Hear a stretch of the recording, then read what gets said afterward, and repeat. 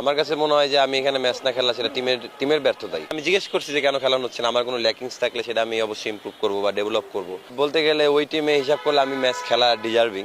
আসলে এটা পুরোপুরি টিম ম্যানেজমেন্টের ব্যাপার। আমার কাছে মনে হয় যে আমি এখানে ম্যাচ না খেলা সেটা টিমের ব্যর্থতাই, কারণ আমি তো ডোমেস্টিকের প্রোভেন পারফরমার, সব জায়গায় ভালোই করি। এখন এখন আমি এখানে ম্যাচ খেলতেছি না কেন সেটা তো আমার কাছে অ্যান্সার নাই।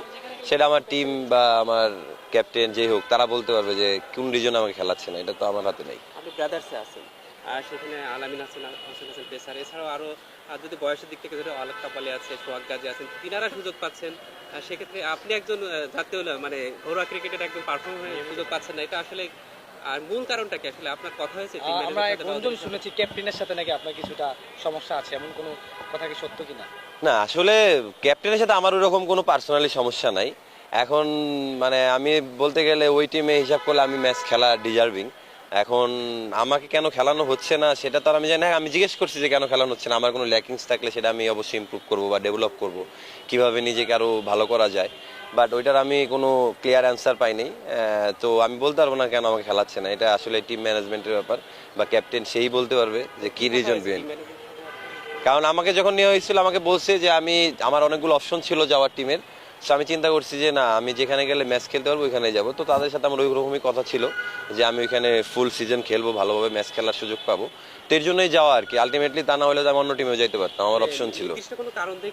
না, নির্দিষ্ট কোনো কারণ দেখায়নি। আমাকে বলছে যে মানে মানে ওইরকম কিছু বলেই নেই, আমি বলতে পারবো না। বলছে যে টিম চাচ্ছে না বা এরকম, মানে ক্লিয়ারলি কিছুই বলতে পারে না। এরকম আমি যেমন অ্যান্সার দিচ্ছি ওইরকম অ্যান্সার। ঘরোয়া ক্রিকেটে আমরা শুনেছি যে ক্যাপ্টেনের সাথে সুসম্পর্ক, কোচের সাথে সুসম্পর্ক থাকলে নাকি ম্যাচ খেলা যায়, আর এটা কতটুকু সত্য বলে আপনি মনে করছেন? না, এটা আসলে অ্যাকচুয়ালি আমি কখনো ফেস করি নাই, কারণ আল্লাহর রহমতে আমি সবসময় ডোমেস্টিকে ভালো পারফর্ম করি।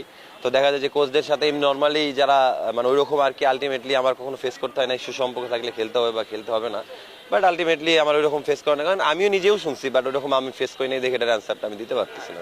একজন ঘরোয়া লিগে পারফর্ম বলার হয়ে বসে থাকাটা, মানে বিপিএলে বসে থাকাটা কতটা কষ্টের আসলে? হ্যাঁ, এটা স্বাভাবিক, কষ্টেই লাগবে, কারণ আমি সিজন যখন থেকে শুরু হয়েছে, এনসিএল থেকে শুরু করে এনসিএল, টি20, বিপিএল, আমি সব জায়গায় আল্লাহর রহমতে ভালো করছি। তো আলটিমেটলি যদি আমি লিজেন্ড অফ রূপগঞ্জ বা মোহামেডান বড় টিমের মতো একটা জায়গা হইতো যেখানে ন্যাশনাল টিমের সব ফাস্ট বোলার আছে, ওইখানে আমার হয়তো বা চ্যালেঞ্জিং থাকতো খেলাটা। বাট আলটিমেটলি ডোমেস্টিকে আসার মানে প্রিমিয়ার লিগে যদি আমি বসে থাকি, আমার তো ড্রিম এইখানে 1-2 ম্যাচ খেলা, এরকম ড্রিম না। যেহেতু গোল থাকে যে গোল আমার যেমন ন্যাশনাল টিমে খেলা বা আমি ডোমিনেট করে খেলবো, তো আলটিমেটলি এখানে ম্যাচ না খেলাটা আমার কাছে কষ্টেরই, এটাই মনে হবে। মানে আপনি সব প্রিমিয়ার লিগে খেলছেন, এনসিএল টি20 খেলেছেন, পারফরমেন্সই করছেন, হচ্ছে কোনো ছায়া তলে আটকে আছেন, মানে নিজের ছায়া হয়ে আছেন কিনা?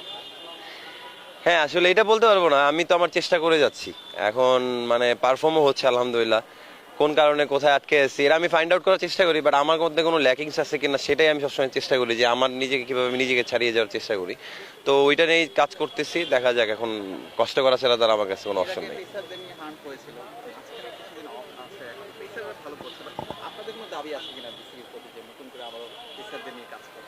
না, এখন তো বাংলাদেশে মানে একটা পেস বিপ্লব ধরতে গেলে চলতেছে। সবাই আলটিমেটলি মানে খুব ডোমিনেটিং ক্যারেক্টার, ন্যাশনাল টিম থেকে শুরু করে ঘরোয়া লিগে সবাই ফাস্ট বোলাররা আসলে ডোমিনেটিং করতেছে। তো আমার কাছে মনে হয় এটা খুব চ্যালেঞ্জিং একটা বিষয়। আমি খুব মানে এনজয় করি এই জিনিসটা। তো বিসিবির ভালো ইনিশিয়েটিভ ছিল, তারা সবসময় ফাস্ট বোলারদের একটা দেখা গেল যে ক্যাম্প থেকে শুরু করে সব জায়গায় ভালো কাজ করছে, যার জন্য আজকে এইরকম একটা পেস বিপ্লবের জিনিসটা হয়েছে। তো আলহামদুলিল্লাহ, আমার ভালো লাগতেছে এই জিনিসটা চ্যালেঞ্জ হিসেবে নিতে। স্পেসিফিক উত্তর জানতে চাইতেছি আর কি। ধরেন আমরা তো এখন স্বাধীন দেশে আছি, কথা বলতে পারি। জি, জি। এই জায়গাটাতে আমরা যে গুঞ্জনটা শুনতে পাচ্ছি যে আপনার ম্যানেজমেন্টের সাথে বা কোচের মানে ক্যাপ্টেনের সাথে আপনার একটা ঝামেলা চলছিল, এখন আপনি কি ফাইন্ড আউট করতে পারছেন কিনা যে ওই জন্য আসলে আপনাকে ম্যাচ খেলাচ্ছে না, বা আসলে কাহিনীটা কি ছিল, একদম যদি স্পেসিফিকলি বলতে পারেন? আসলে আমি নিজেও ফাইন্ড আউট করার চেষ্টা করছি, আমি নিজেও আস্ক করছি।